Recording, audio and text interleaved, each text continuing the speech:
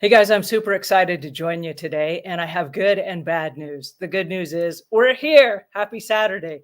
The bad news is that our guest, author of today's book, which is The Insights and Wisdom of Omuugn, could not be with us today because there's a regional power outage where he lives, and he has no internet, he has no computer, he has no no way to stream and join us. And today's topic was on taking action. So I said, don't worry, I'm going to go ahead and jump in on behalf of you, and I'm going to go ahead and have this conversation without you, and we will enjoy that you are with us in spirit. So today's topic, I just love the fact that we're talking about action because I want to double back to the conversation that I just had with him. But we're talking from the book, The Wisdom and the Insights and Wisdom of Omuugn. Now, many of you know that are joining us that this is Omuugn. He's also my dad. And so one of the things that just came up on conversation is he was eager to share his ideas with you.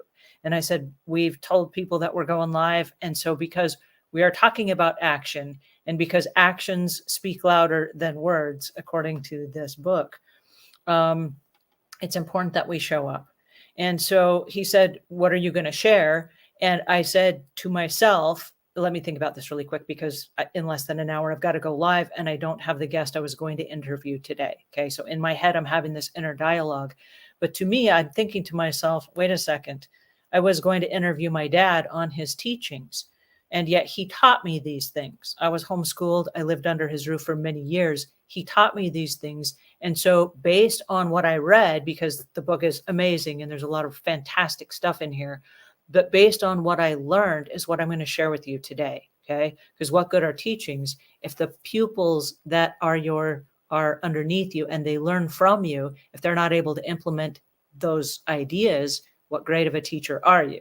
Right. So I have some information I'd like to share with you today from the Insights and Wisdom of Omuugn that I learned directly from him that I would like to share with you on taking action. Now, I do want to highlight the fact that I have included our hoarding world friends in today's conversation because the reality of us taking actions on some of the clutter and removing some of the things in our lives is paramount right now. And I want to go back just a step and highlight the fact that as a global world, many of us going through 6 and 7 generations of stuff right now. Parents have passed away. They leave you with a house. They leave you with a storage unit. They leave you with lots of stuff. And so the whole hoarding world, which is a whole other podcast we do, is focusing on right now, removing some of the excess in our lives. And a lot of that requires action. And so today's topic, and I say action, why is today's topic action? It's because this book is in alphabetical order. And if you have not picked up your copy already, you may want to do that. This is an opportunity to just learn in alphabetical order the different characteristics that make us really cool and amazing people. And it starts out with abundance, which we talked about last week. And then there's actions, and then anger and attitude and awakening and awareness. And it goes all the way through the entire alphabet. So every Saturday, we're going to be joining you with these topics. With the hoarding world, and the reason I'm sharing it with this group today is because many of us are trying to take action in our lives. We're trying to make a difference. We're trying to get rid of stuff. And then part of the challenge we have is we're paralyzed, or we get emotionally caught up in the stuff, and it's hard, and it requires time. And sometimes we spent good money for it. And so I've been going through a lot of these same inner dialogues with myself, reading this book and preparing for this show, but also in order that we might have a conversation about what are the next steps of our lives and how do we get from point A to point B, right? So I want to ask some of the questions, and I'm going to use the questions that I had prepared to interview my dad, and I'm going to share those questions with you, and then I'm going to give you my take on it and give you my answers, because I think that's going to help us work through some of the issues that that we haven't dealt with maybe, or maybe we're just dealing with them again and we've dealt with them before. So my first question is, and I don't want that to scroll across our screen. It says, if you have a question, please add those into the comments and we will answer those before our time is up today. But why do actions have more power and meaning than words alone? And this is a question that I asked myself just moments ago. And when I got a call from my dad who said, oh my goodness, I would be there if I could. And I can't because we have no power. We have no electricity. I have no computer. I have no way to stream live today. He said, I do have a phone. And he has one of those phones that you got to plug in and charge. It's not even like a smartphone. And so he said, I have no way other than to call you and say that I can't make it. Okay. So those actions are so much louder than words. The words could be, I will be there if I can. And then if he just didn't show up, then all of a sudden I would be left high and dry, but I would be discouraged that he promised me something he did not deliver. Okay. And so in that moment, when he picked up the phone and he called me, those are the actions that speak louder than words. When he called me and he said, I'm doing everything I could possibly do to be there. I want to be there. My intention is to be there. I can't be there. Those actions are not, I'm just sleeping in for the day and I'm taking a day off. Okay. Those actions are, I'm doing everything in my power to move the sun, the stars, and the moon to keep my promises, and I can't do it. And so therefore my character is on the line. Right. So I love the fact that he took the time and the initiative to call me and let me know. And he let me know just as soon as he knew that the power was out, and he contacted the power company and they said, we can have it on later this afternoon. And so then he wanted to reschedule so that he could still share his time with you today, which I love that. That goes to speak on the actions are louder than words. There are times in our lives where we make promises, and it's easy to make promises because that means people like us in the moment. But following through on those promises is not always easy. And that takes me to my next question. What is the difference between promising to do a thing and actually doing it? This is an interesting one for me. And it's easy, like I said, to make promises. But if we make promises in the heat of the moment, and it either is not going to fit into our lives, it's not going to be convenient for us, we kind of know in the back of our minds we're not going to follow through on that thing, it's probably better not to promise if we have no intention of taking action on it. And that's one of the hardest lessons that I've ever learned, because even as a house cleaner, going into people's homes over and over again for, I don't know, just repeated times, people will ask you to do things. And you say, oh yeah, sure, we can do that. No, we can't. We can't. We're not set up to do that. Our business doesn't do that. We don't have the tools or the manpower or the ability to make that happen. And so us saying, yes, we can do it right now, appeases the customer. It makes them think that maybe we're better than we are. But the intention is we're gonna have to move a lot of stuff in our business or our lives in order to make this happen. And that's not the regular flow of things. And making a special accommodation is highly unlikely. And so why did we promise? So I want to encourage us. And if we're just having this conversation today, I promise you this, mark my words, some action will change in your life. You will want to take action on different things that you have left to the back burner, or there will be things that you start saying no to and you stop promising because you know you're not going to take action. Okay. So I really want us to stop for a second and look at action. What are the actions in our lives? And are we promising things and those are just words, or are we really following through? And that's one of the most incredibly important things that I learned from my dad is if you make a promise, do everything in your power to make that come true. And if you can't do it, then don't make the promise in the beginning, because that is your character on the line. And when people start to come and trust you, if you cannot deliver, then all of a sudden you've weakened just a little tiny bit your character, and you've lost your reliability score a little bit with them. And then when it comes time for them to need you again, they're not going to go to you. They're going to go to someone else. Or if you need something from them, they're not going to help you out, right? It's a two-way relationship. But when you've lost your reliability and people have lost their confidence in you, they're not going to come to you because you don't keep your promises. So that's really, really important. All right. The next question is, and if you are with us today, and I want to say hi and thank you to those of you that are joining us, in the comments to the side here, can you think of a time when somebody promised to do something and you were counting on them and then they let you down? Write in the comments your whatever it was for you where they let you down. And it's really important to pay attention to this, because as we are aware of other people doing it to us, that is a trigger that to us, we might be doing the same. Am I promising something I can't deliver? Now, when I first moved away from home, one of the things that was really important is that I went to church and I belonged to the singles socials event that was in my church. I was trying to find some friends that I could hang out with that had similar beliefs to my own. One of the things that happened inside that singles group is they would have people from the rest of the church that would come through and they'd say, hey, we're having a scout banquet on Friday night. Can you make a casserole for that? And I would say, sure, why not? Right? I'm part of this church. I'm here to help out. Sure, I can do that. And then I would go home and I'm thinking to myself, well, wait a second, I'm not a scout. I don't have any scouts in the scout program. Now I'm going to take money from my very limited budget and I'm going to make a casserole to go to the church to serve people that I don't know and they don't have anything to do with me. And this is not part of my grocery budget. And this is a huge inconvenience. And I just promised this just so that in the moment people would like me. But what happens if I don't show up and I don't make the casserole and they're counting on me as part of the dinner, right? And so then I put myself in these weird situations where I did promise and then I regretted it. And as I walked through logistically, like it doesn't fit into my budget and I don't know these people and I don't have a scout in the program and it's a banquet I'm not even part of, nor was I invited to.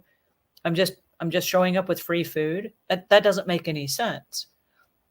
And so I gave myself permission to, instead of just taking action on things where I then wouldn't let people down because I didn't want to let them down, but then I'm in a different situation where I don't want to keep making those kinds of promises. Because if I do, and yes, I did deliver and I brought the casseroles and what have you, the challenge for me was though my heart was in the wrong place. I was doing the right things for the wrong reasons. And sometimes we get tripped up on taking action when we want to do the right things, but for the wrong reasons. And then if I move over one step over to the house cleaning business, as a professional house cleaner of 25 years, I would go inside people's homes and they would need certain things and I would want those things for them. And so I would take action and I would clean things they didn't pay for. And then I was really happy and proud of myself. Yay, I helped these people out. They needed something. I have that set of skills. I can provide that for them. Well, the problem was also backfired on me. Because when I came back again and I was just following the checklist of the things that they had paid for, then they got upset with me because I did not do the extra things, right? I enabled them to not do those things and clean those things for themselves. Then when I came back, what was on the list and what they had paid me to do, I was able to do all those things. But because on the next time I came, I didn't have the extra time or the extra equipment, or I was not able to do the extras, then they were disappointed with me and they're like, oh, what happened? You did more last time and this time you did less. And so I trained people that by giving and taking action on things that were not agreed on caused more chaos than had I not done it in the first place. And so this is not one of those things where they were counting on me to do something and I let them down, as much as it was I trained them to be let down because I couldn't deliver, right? And so then I had to really reel back and create some boundaries. And I had to say, wait a second, if I am to go to a customer's house, just because I see that they need something done doesn't mean that it's always a good idea for me to do it without including that as part of the package, or without, creating some boundaries that says, hey, this was a one-time deal only. And I saw that this needed to be done. There's a special set of circumstances. Out of the goodness of my heart, I wanted to deliver this to you. There was nothing like that. So when I just showed up next time and I did the routine cleaning, then they were disappointed and sad and heartbroken that I only gave them what they were paying for. You see how that works? So there are times when we want to take action, and then there are times when we want to cautiously be within the boundaries we have created. Now, I know from the clutter scenario, and I speak to my clutter friends because many of my clutter friends will even watch the replay here. They're following us on this book club journey that we're doing each Saturday. And one of the issues we have is taking action on things that we seem paralyzed or frozen on. And so I want to talk about that for a second. There are right now in my personal life, I've got a whole bunch of photos and millions of photos. I have cultivated a library of photos. And I kind of assigned myself, and this is my own fault, but I did this to myself. I assigned myself kind of the family historian of all of the photos at all of the events.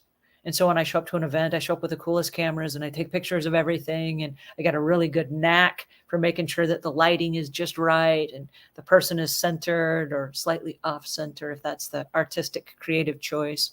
And I take these amazing photos. Then when I get back to my office, I go through the photos and I know just the right little tweaks in Photoshop that I can make them look amazing. And so I kind of have delivered these photos over the years to family members like, ta-da, here's a special gift, a little family album of your family that I caught in these fun, cool moments at the last reunion. And so what has happened is over the years, I have saved and amassed all these photos. And we had an expert on the Clutter Corner podcast about a week ago where we were talking through the issues of photos and what to do with the photos. And I'm now at a point in my life where I want to save all the photos that I have without just creating big boxes of photos. And I'm not kidding. I probably have about 500 CDs or DVDs that are full of photos. And I have one computer now with a DVD or a CD player in it, and they're becoming obsolete. And so I want to transfer those and I want to do something different to still save those photos, but I haven't. Okay. So I haven't taken action on that. And it was the conversation that I had with Chris Ladon, who was the guest of that day's podcast, who was sharing with me the importance is right now. Right now, you have the cognitive abilities, you've got the youth behind you, and right now, nothing has triggered the need to take action, which is the exact reason why right now you should. And her action for taking action on her photos was her house caught fire. And in the process of her house catching fire, her instinct was like, oh my goodness, I'm going to lose all these photos, right? So here I was having this conversation and I'm thinking to myself, what an amazing point to not have to wait for the trigger of the house burning down to go, oh, I should have done something with my photos. So over the last week, I started as fast as I could grabbing my CDs and my DVDs and uploading those to the Google Cloud. Just say, hey, take these photos and upload them in the cloud. Then if anything happens and my house burns down or what have you, I will have accessibility to those. And then I went one step beyond. And here's where we talk about action. And this is the reason I want to bring this up today. I have assigned myself to be the family historian. I have assigned myself to be the family photographer. Now, in my personal family, that's a good thing. And my family would love and appreciate those photos for the rest of forever. But I've also been that person in my husband's family who are kind of distant. They're not so close. They don't really appreciate the same family togetherness that my family does. And they pretty much don't speak to me at all. So here I've been saving all these photos. And for why? For events and family gatherings I'm not even invited to. And so I sat here thinking, well, why do I care so much about these photos? These photos mean something to me, but what they meant to me is I was trying to capture on a photo a relationship that I didn't really have. There have been family members that have lived 2 miles away from me for 20 years and never once have picked up the phone and called me and said, hey, do you want to go grab lunch or you want to hang out or you want to come visit or any of those things? We're just not even close. And so the photos to me meant, hey, we have a relationship. Look, I have a photo to prove it. Well, no, I don't. In fact, I wasn't even in the photo. I was the one taking the photo. I'm not even in the photo. It's a picture of them. And now I've cultivated these happy little albums that I put together like, hey, didn't we have so much fun? And in looking through them, I'm not in a single one of the photos.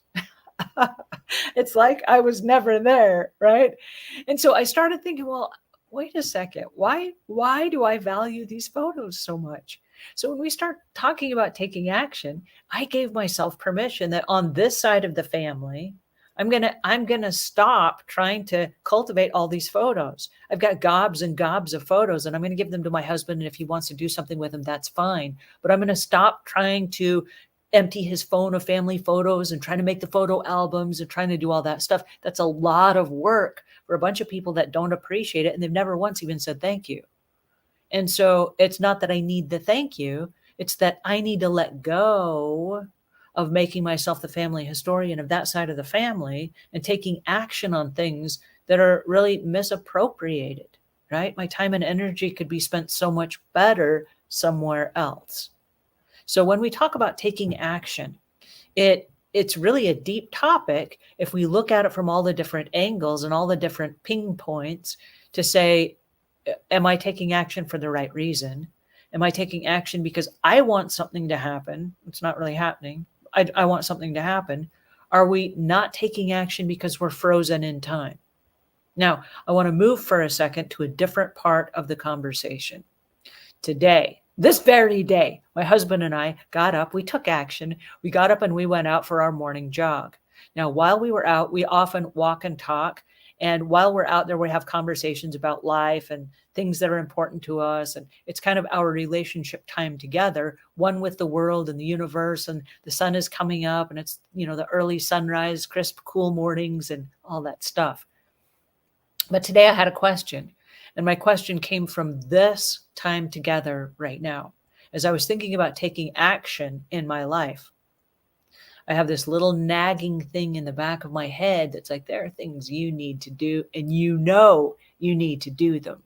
And you've been putting them off. And why is that? One of those things is cleaning out my garage. Now, I'll be honest with you. I do not like cleaning out the garage. It's a bunch of weird odds and end tools.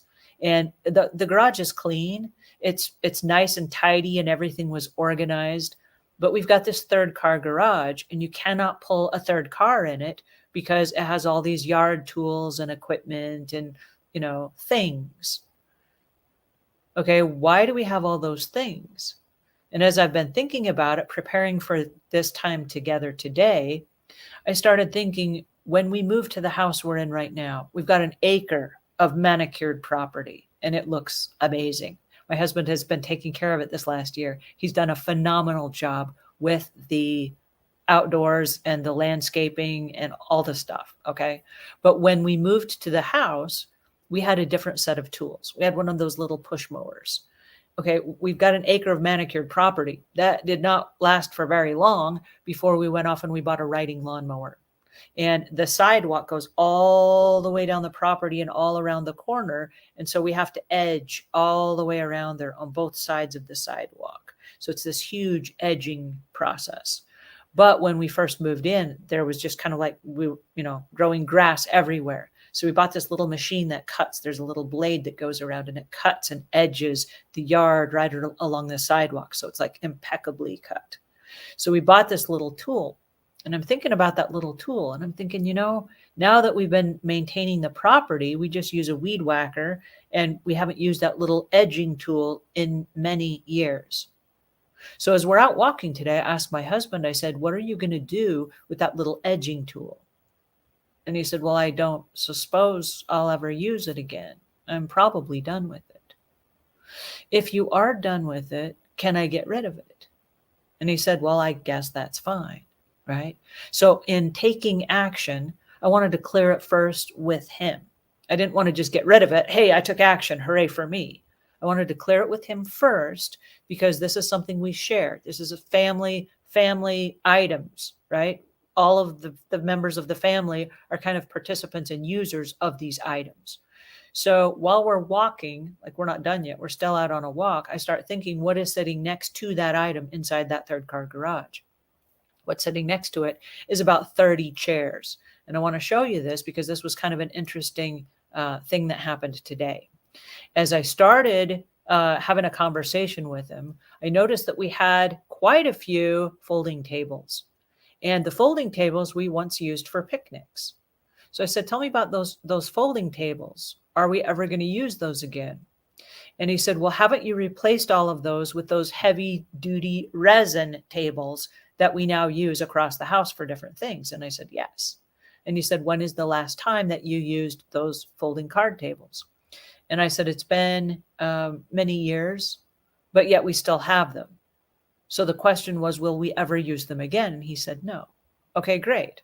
So then my next question was, what about the rototiller that you used to have?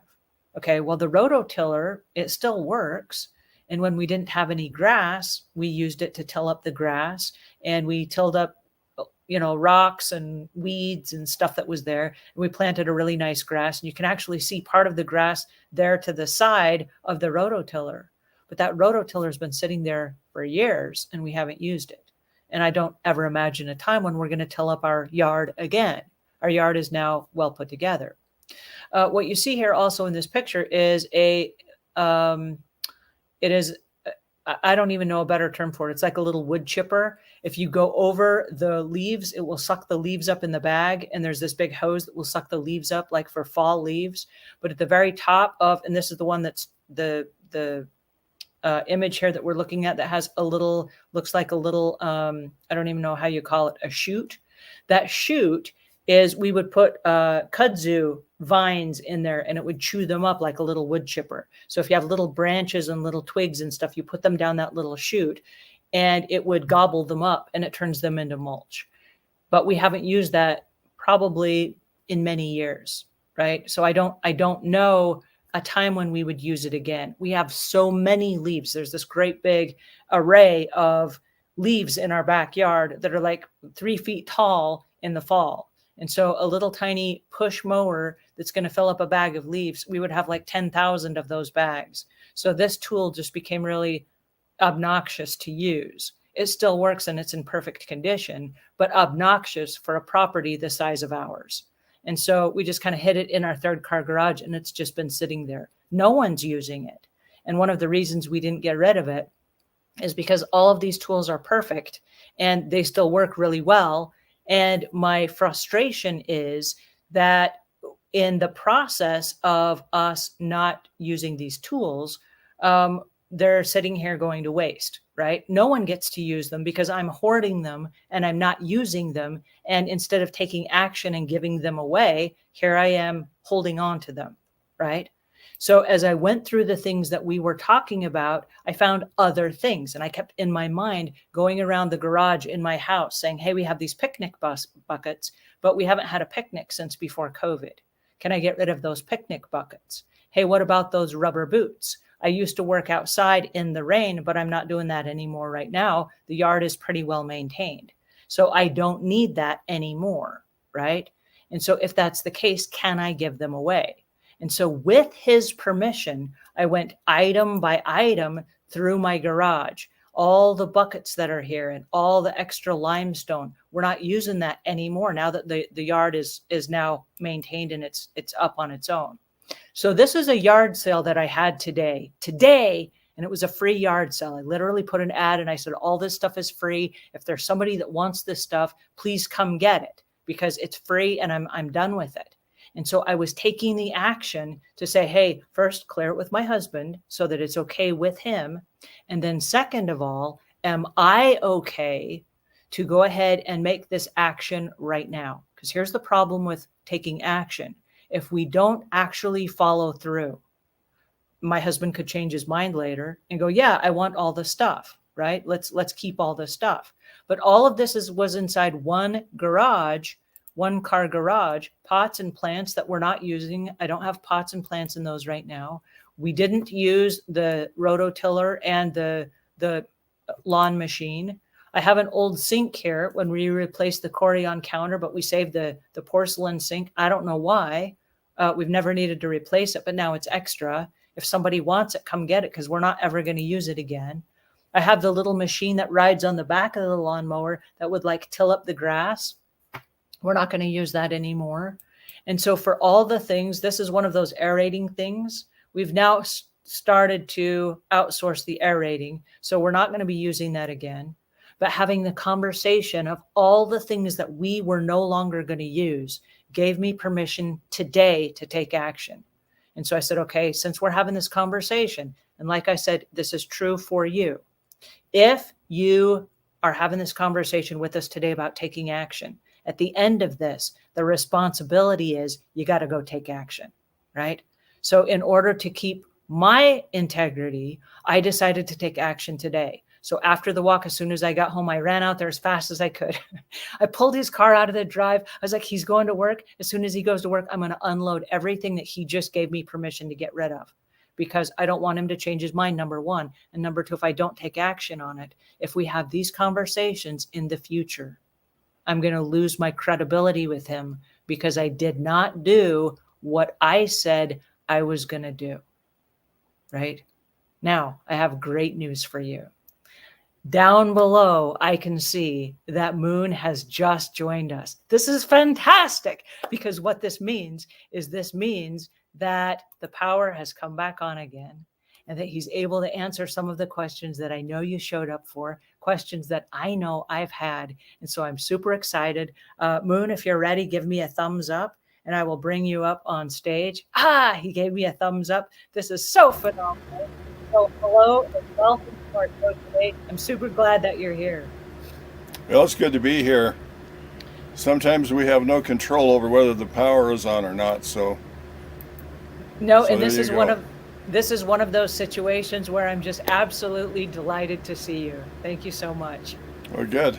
I appreciate you covering for me, and I know it was interesting. I don't know what you've talked about yet because our power just came on, but I'm sure you did well. Well, thank you. I talked about some really fun things that were important to me that I've learned from you over the years about taking action. And so I wanted to ask a couple of questions, and I've put those questions on our screen here today. So we'll pick up where we left off so we don't cover any of the same topics. How about that? That's wonderful. Awesome. Okay. So I wanted to ask a question, and this is, can you think of a time when you needed something and someone helped you without being asked? Somebody took action because they just saw a need and they helped you out. That actually happens to me all of the time.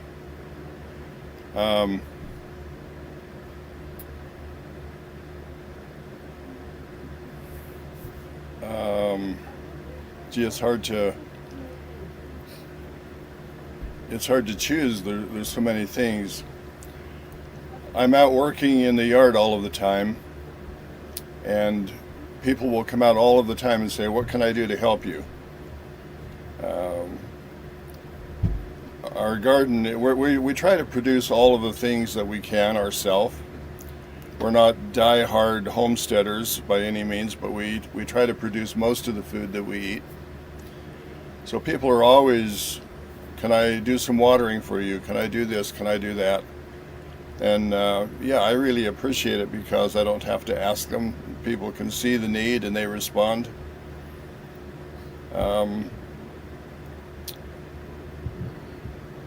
That just happens to me all of the time. That is awesome. Thank you for sharing that. S. Parte del Show says, "Hello, Angela. My name is Letitia. I think the power of action is bigger than words because you get an instant feeling when completed, opposed to if you say you'll do something, who knows if it will happen."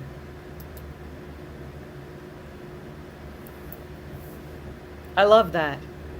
Thank you for sharing that with us. It is a good idea. And she says, hi, she says, "Hi from Arizona." So thank you so much for joining us today. This is awesome. So when we talk about people helping you without being asked, this is one of the things that I look for in a house cleaner. And I hate to say this because I'm giving away some of my secrets, but for the last 32 years as I've hired house cleaners, and I'm hiring house cleaners as a cleaning business owner who runs a cleaning operation. As people will come up to my house, one of the things that I have done is I have left a newspaper in the driveway. And if that person that's showing up for the job interview stops and they pick up that newspaper and they bring it up to the house, that tells me that's a person that can see something that needs to be done and does not need to be asked to do it. Okay, they're going to be walking past the newspaper anyway to come up to the house, and they have to assume that that newspaper belongs to me. And so I want to see, is this the kind of person that's going to take the initiative without being asked to do something that needs to be done? And can I trust that this person will then do that inside a home?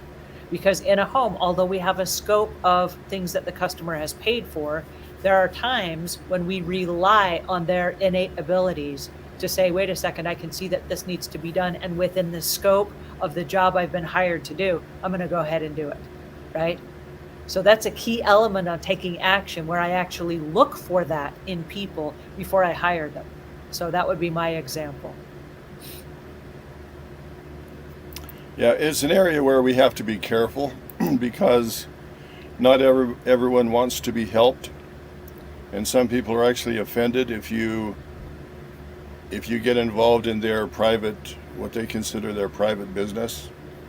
So it's always good to ask. I mean, some things are obvious. If someone's broken down on the road, say an elderly lady, and a tire needs to be fixed, you don't have to wonder whether she needs help or not. Uh, but it's always a good idea to ask someone if they would like you to help them. In your example, that's just an obvious thing that would be helpful. And as long as we're mindful of other people, I think we should be involved as much as we can. We should be aware of the people around us and the needs that need to be fulfilled. And a lot of those are no-brainers. We just go ahead and do that. But we should ask many times if people want our help, if they would like our help, if they need our help, and be sensitive to that. And I think sensitivity is the key. I know that in the Clutter Corner podcast, we're dealing with a lot of hoarding issues. And there are family members that want help and they need help, and they're ashamed to ask for help. And the family members have also approached us and said, I want to help, but I don't want to overstep my boundaries. And I think there is a really fine line. And you just said it with sensitivity, being sensitive and trying to read the room, trying to read the emotions of what's happening here in this situation. And am I overstepping if I try to help? And then asking, how far can I go to help? And we've gone so far as to make appointments with people where people have hired us as a house cleaner to come in to help them in their particular situation. And then as we get closer to the event, they're fighting with their own independence, and I'm not in a position really to let go of some of this stuff. I still have some emotional attachments to some of it, and then they've canceled on us. And so there's again that fine line of, we want to help, we have a desire to help, but we don't want to overstep. And if they're not ready for the help, we certainly don't want to be the ones that just kind of muscle our way in and we're going to do it anyway, you know? Yeah, I have kind of an interesting insight into that, in that I have several children who have families. And I had a kind of a way of raising my family that was meaningful to me. And so as I look at a lot of their techniques and their disciplines and their programs, I would do things a little differently. And so I may have a tendency to want to help them, and yet at the same time I realize that they need to raise their family and make their choices. And so I always hold back until they ask me if I have some insight into whatever they're doing. I'm more than willing to share, but I don't let myself get involved in their daily operations without being asked, because that's their stewardship, this is their time, and so I respect that. So even if you can see in someone's life that needs help, for example, I have a neighbor who is basically homeless, and they need all kinds of help with addictions and different problems that they have. But it's not really my responsibility to step into their life and try to solve their problems. If they come and ask me for help, I'm more than willing to help. But I think we need, again, to be sensitive to other people. Some people simply choose the way they want to live, and we have to be okay with that. Some people are trying to accomplish certain things, and if we can help them, we need to be willing to do that, but we don't want to overstep our bounds ever. So. Well, in your book on page 32, you talk about being inspired and taking action when you are inspired versus just routinely taking action. And I was going to ask you about that because as a professional house cleaner of 25 years, I've made a living by just following the routines. And I show up to somebody's house and I'm not necessarily inspired to take action. It's just that's what I'm paid to do. And so I just go through the motions over and over and over again and try to do my best work. And I know a lot of service industries are the same way, where they are just showing up doing the same routine tasks over and over again. What do you mean when you say the being inspired and the importance of that and taking action with intention rather than just going through the motions? Well, I believe that there are some universal laws that are applicable all of the time. Um, One of them is to be clean and tidy. I know that whenever I'm in a public place, if I see a piece of trash on the ground, it's my personal policy to always leave a place better than I found it, at least as good as when I found it. And so if I see a piece of trash, I will pick it up and find a place, a trash can or something. A lot of people are careless and they don't respect the environments that they're in. And so I think it's important to be kind of publicly aware of things like that. And if you have a close tie-in with spirituality, with inspiration, then you're guided many, many times in actions that you should take. You're prompted to do things, and that is a kind of a responsibility when we're given an opportunity through inspiration to lend a hand. I know that sometimes I've been inspired to do things to help someone without being asked. Well, I've been asked, but from a different source. And so it's kind of an interesting way to relate to that. Inspiration guides us in many, many things that we do if we're living in that world. So, yeah, that's just something that is part of our nature, applying eternal or universal laws. And sometimes that's helping people and being involved in things, but we need guidance to do that at times. Well, and I think you just brought a really important point up, and that's being in tune with the situation. Because I know that there are times way back in my past where I was a people pleaser, and I hate to admit this, but I would see somebody that needed something, and so I would go out of my way to make sure that no matter what, because I want them to have it, I'm going to give it for them, or I'm going to make sure that they have it.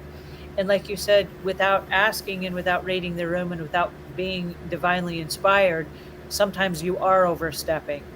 And one of the things that I really came to awareness was, and I would see this over and over and over in people's lives, when I jumped in, and forgive my terminology, it's probably not the right terminology, but when I jumped in and I played savior, like, hey, I'm going to save you, I'm going to fix your problems, I did for the moment. Yay, I did for the moment. But what happened is whatever that person was going through ended up recreating the same situation or something similar so that they then could work through that on their own. And I realized, wait a second, I just took their lesson away. If life brought them this lesson, by me jumping in and playing savior, and hey, my way is better than whatever way is you need to figure this out, I jumped in and all I did was I prolonged that process. And so instead of me actually helping them, all I did was elongate the process for them to come to the realization on their own that they either had the resources on their own or they had the ability to ask for help on their own, or whatever the lesson was that life was going to give them through this situation. And I realized that when I stepped back and I stopped trying to make sure everything went my way, that a lot of times things went a lot smoother and easier for the people that I was trying to help. Does that make any sense? It does. And it's an interesting insight in that there are reactions and there are proactions. And a lot of times we react to things like that. It's our natural impulse to just jump in and help and do certain things. But a proaction is where you actually pause and determine whether or not your action is going to be appropriate. And you need to sort of plan your action that will be most meaningful, because everyone has to learn lessons. That's one of the reasons why we're alive. We have to learn and process things. So it makes you nervous to see someone processing something that you've had that experience and you could help them, and you want to jump in and help them, but like you say, they need to learn the lesson. And sometimes people learn the hard way. That's the way they learn. So again, you have to be just really, really sensitive to the situation.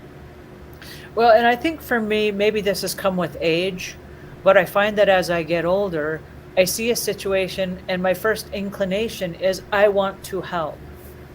And to stop and to ask, how can I help? And am I the right person to provide the help?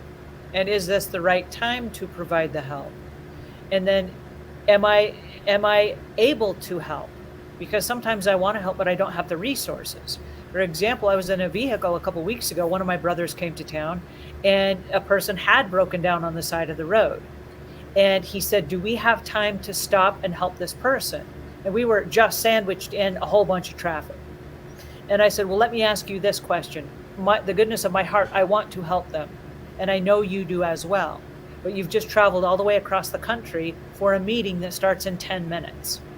Can you give up that meeting to help this person? And he was just quiet for a second. And I said, let's trust in this moment that the Good Samaritan that needs to help this person is going to come along. And I was his Uber for the day. I said, let me drive you to your appointment because you have made a commitment to that person. And because that is your commitment and they're counting on you, and that is the action you have committed to take. Let's not pick up new actions along the way. Let's say a prayer for this person as we drive past them, and let all of the other people that are sandwiched in the traffic right now have an opportunity to help this person if that's what they need. And they were on their smartphone calling somebody, calling for help or whatever. I mean, they were already taking action. But in that moment, although we were inclined to help, maybe we weren't the best people to help in that moment. That's a good insight. So I have another question, and my question is, and this is also from your book, and this is page 34, and we talk about if something bothers you, can you also let it go? And this is, I just shared a moment with you where we let it go, where we drove past, and although we wanted to help, we let it go. And sometimes turning it over and letting a higher power take over is the answer. Do you have experiences that you would like to share, or anything that you'd like to discuss on that particular topic where you have agreed to let something go instead of taking action on it? Well, yeah, answering both of those ideas. One is if something is bothering you, do something about it. I know for a lot of years, I kind of skirted the issue of putting safety handrails in the bathroom, and whereas as we have gotten older, there are things that should have been done that kind of bothered me that I never got to. And so one day I said, if this is bothering me, I really need to do something about it. And so I put safety rails in places where they needed to be. Another thing that bothered me was taking the time to tie my shoes. And so I actually shifted into a place where I bought shoes that I could just slip on easily. Especially I had some winter some winter boots. Where we live, we have really, really heavy snowfall. And I would struggle. In fact, it took two people to get my winter boots on. And my son came over one night and he just stepped out of his boots, and I said, what kind of boots are those? And he showed me, and I went right down and got some.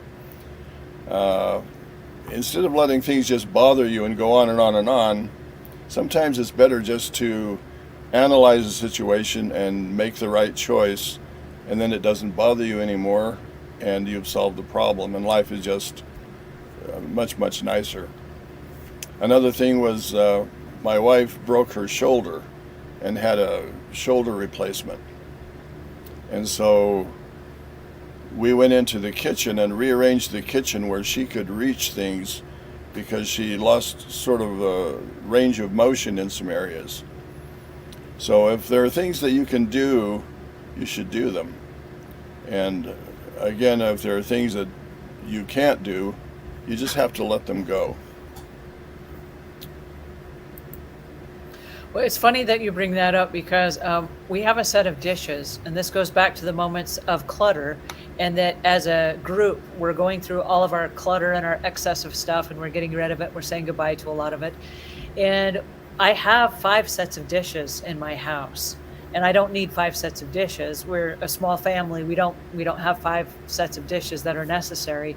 And one of them has been in our cupboard since we got married. And they were the bachelor dishes that my husband used in his condo before we got married. And then when we got married, we brought them over to our homes, and we've always had lots of cupboard space. So they've been out of sight, out of mind. They're not in the way, they're not interrupting anything. But I asked my husband, "Are you ready to let these dishes go?" And he said, "No." And I said, "Why not?" And he said, "Because that represents the time of my life where I was young and youthful and I lived alone." And I said, "Are you ever going to use these again?" And he said, "Probably not." And I said, "Can I get rid of them?" And he said, "No, you can get rid of them later. You don't have to get rid of them today. They're not hurting anybody if we keep them today." And I said, "You're right." And so that was one of those times where I wanted to take action, but he wasn't ready to let them go. Now, I could have fought and said, "Hey, why are you hanging on to weird stuff that you don't need or whatever?" But there was no reason to do that. So this is one of those times where I just let it go, and I'm like, it's not a big deal. It's not worth fussing over. And one day that will come back. Now, my question evolves to, is there a time when you let it go? And in the terminology for, I know, addiction recovery, and we're dealing with this a lot with the professionals that are coming on our Clutter Corner show, where we're talking about a higher power and letting go, not just because it's inconvenient or whatever, just I'm going to ignore it now, but letting go of something and turning it over to a higher power in order that we ourselves as humans are not capable of taking the situation, nor should we. Is there a time when you turned over something in your life to a higher power and said, "I trust that what needs to happen is going to happen in this scenario"? Well, going back to the example with the children's families, like I say, there are things that I would do to help from my experience and my insight, but I have to just let it go. I have to trust that the way I raise them, the things that they've learned, what they've experienced, they will make the right choice. And like you say, the best thing we can do is add positive energy to them through prayer and maybe a constant contact, calling them and asking how things are going. I know that I have one situation in one of my children's families where I was concerned because I'm sort of health conscious. As you get older, you realize that a lot of decisions that you made when you were younger maybe weren't the best decisions. And there are better ways to eat and better ways to exercise and better ways to take care of yourself. And so this family, they were purchasing a lot of high fructose corn syrup and genetically modified things, and their diet was really kind of poor according to my understanding. And so I kind of suggested that a change of their diet would be very, very beneficial to their family. And I was sort of inspired to do that. And they have since made a lot of modifications in the way they eat. They've gone to the more organic vegetables, and they're avoiding a lot of the things that were the most malnutrition that you can imagine, such as the soda pops and candy and things like that. In other families some of my children's families, I have just let it go, and they turned out pretty well. They're health food conscious, they're healthy. I trust in the higher powers to guide and direct my family and my life, and it works most all of the time. And so, yeah, it's letting things go is difficult, but it usually turns out okay. people learn their lessons, people progress, and it works. Well, I appreciate your insights there. We have a question that says, what is your thought about not taking it personal when not having mutual help at work? That's kind of a broad question. It depends on how work is structured, what assignments have been made, and who is responsible, who is accountable. A lot of times, several people are supposed to share in the responsibilities, where one person will be lackadaisical and the other person will take most of the responsibility. So that's something that you have to be aware of in the particular situation. I think we should always encourage people to take action where they're supposed to take action, especially if you're in a work situation where it's a mutual responsibility. I don't think you're out of place to say, hey, this is what you should be doing, and I'm willing to help you or whatever, but you need to do what you're supposed to do. I'm not going to do the work for both of us. So I love the fact that you brought up having the personal boundaries. I'm not going to do the work for both of us. And I know as an employer, one of the things that I've done from day one when I hire people is, instead of, if there are two of you and you're on a job together and your partner, because in the cleaning business we would have people that were cleaning together in the same home, one person might be really fastidious and do a great job and the other person kind of slugging through the job. Instead of you duking it out with each other, come to me, and as the boss, I will take responsibility to remedy that situation. I will be the fall guy that will take responsibility to have a conversation with your coworker so that they don't have hard feelings against you, because when they show up again to work tomorrow, they need to work with you again tomorrow. And so I will take responsibility for that. And I hope in this particular situation, and I don't know, Letitia, what your work situation is, but I do recommend, if there's a boss or an employer, that you go directly to that person and you say, hey, I don't feel like my coworkers are carrying their weight, and that's affecting my ability to do my job. And I want to do my best work, but I need your help as the boss to support me in whatever that is, whether they have an individual conversation with that employee, or whether or not maybe they change and put you on a different team. But something needs to be done, and the sooner you address that, the easier it's going to be for you to go to work, because we have to spend a lot of time at work.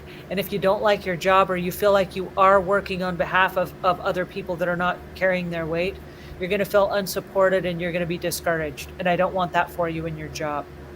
If you're going to take action and you're going to be the one that really gives your heart and soul, I want you to do it and come from a place of, I gave it my all and I'm proud of the job I did.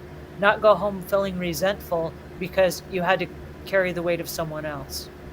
So I love your question.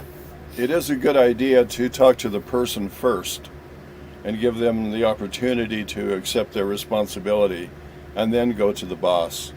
If you go to the boss first, the person might feel undermined, or it would create a really bad situation between the two of you. So you need to be sensitive to the other person, and I would talk to them first and encourage them to do their job.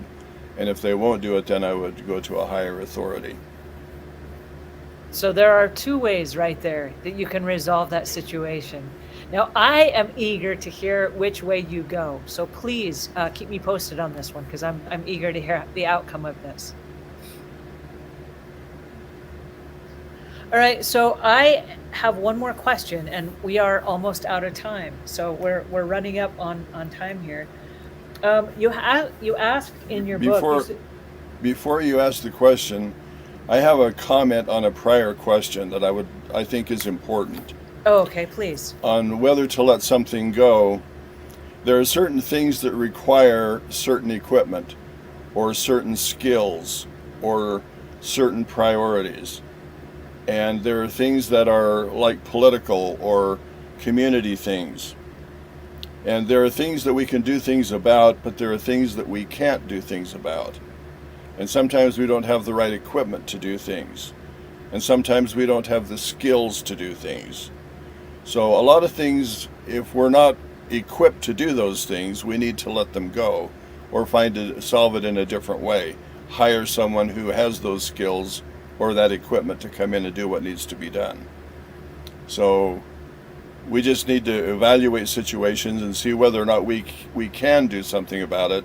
And if we can't, we need to be able to let it go or solve it a different way.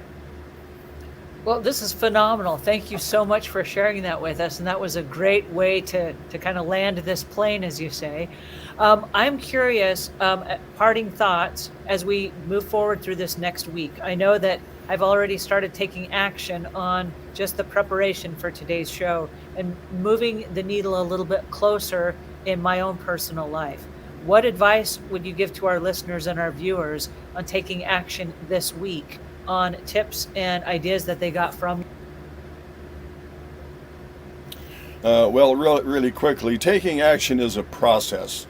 It begins with a desire to do something. And once you have a desire, then you're going to have an intent. And an intent takes you to a field of possibilities. And you begin to think about that field of possibilities, and that's going to resolve into some probabilities. And once you have a thing that is most probable, then you can have a clear idea of what it is you need to do or how to take action. And if you follow the process through, the actions will form schematically, and you'll come up with a blueprint, and then you'll have a course of action to take. So, well, just be aware. Thank you so much for joining us today, you guys. This was absolutely awesome. Make sure you pick up your copy of Insights and Wisdom of Omuugn. It is available on Amazon, and we will be back next time, same place, with lessons in anger and anger management. Thank you so much for joining us today. Thank you.